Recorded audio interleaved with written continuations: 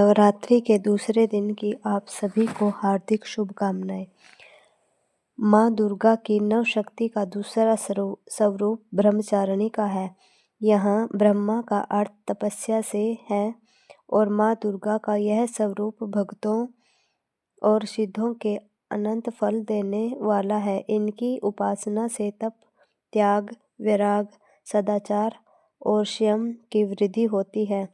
नवरात्रि की 9 देवियों और उनके बीज मंत्र जानिए।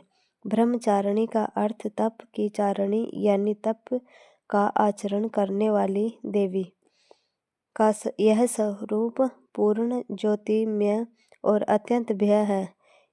इस देवी के दाएं हाथ में जप की माला और बाएं हाथ में कमंडल धारण किए हैं। पूर्व जन्म में इस देवी ने हिमालय के घर पुत्री रूप में जन्म लिया था और नारद जी के उपदेश से भगवान शंकर को पति रूप में प्राप्त करने के लिए घोर तपस्या की थी। इस कठिन तपस्या के कारण उन्हें तपचारिणी अर्थात ब्रह्मचारिणी नाम से अभिहित किया गया है। 1000 वर्ष तक इन्होंने केवल फल फूल खाकर बिताए और 100 वर्षों तक केवल जमीन पर रहकर शाक पर निर्वाह किया। कुछ दिनों तक कठिन उपवास रखे और खुले आकाश के नीचे वर्षा और धूप में घोर कष्ट रहे।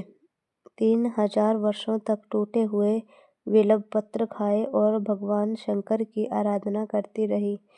इसके बाद तो उन्होंने सूखे बिल्व पत्र खाना भी छोड़ दिया। कई हजार वर्षों तक निर्जल और निराहार रहकर तपस्या करती रही। पत्तों को खाना छोड़ देने के कारण उनका नाम अपर्णा नाम पड़ गया। कठिन तपस्या के कारण देवी का शरीर एकदम क्षीण हो गया। देवता, ऋषि, सिद्धगण, मुनि और सभी ने ब्रह्मचारिणी की तपस्या को अद्भुत पुण्य और कृत बताया। सराहना की और कहा, हे देवी, आज तक किसी ने इस तरह कठिन तपस्या नहीं की। यह तुम्ही से ही संभव थी।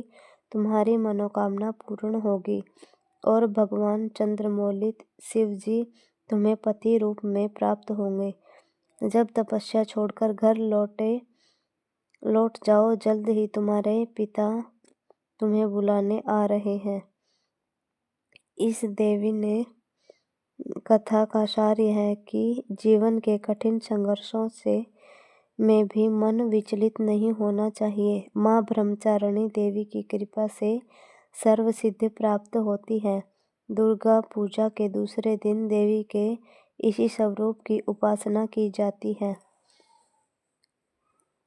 बोलो ब्रह्मचारिणी माता की जय।